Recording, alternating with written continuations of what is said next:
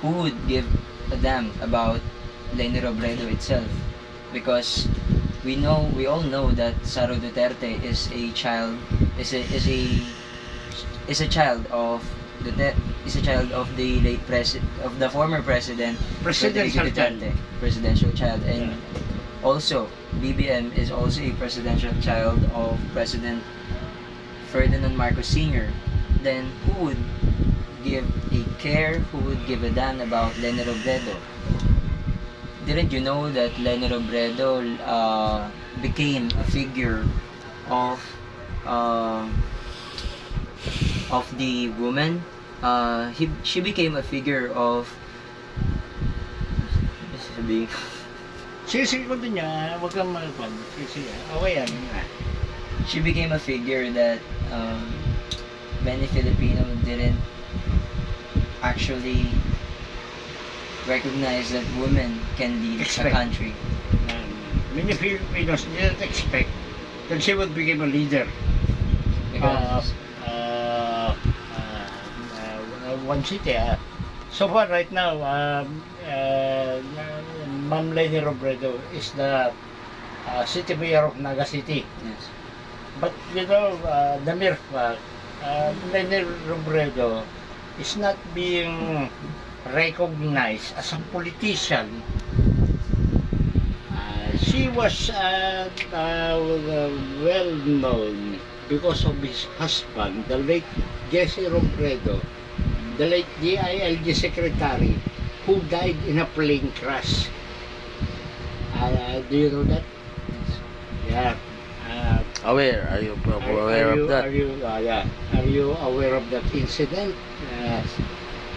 The former city mayor of Naga City is Jesse Robredo, now became the DILG secretary of our country, Philippines, under the presidency Wait, of wait.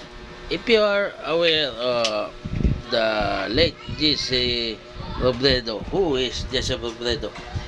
DILG secretary, former city mayor of Naga City. Uy, ikaw tinatanong ko. Sino si Jesse Robredo? Ay, akala ko ako. naging kilala ko lang si Jesse Robredo sa plane crash. Game. Okay. Former mayor of Go. Naga City, the husband of right now the city mayor and uprising political. Sa pagkakalam mo, si Jesse Robredo, president ng Supreme Court, parang gano'n.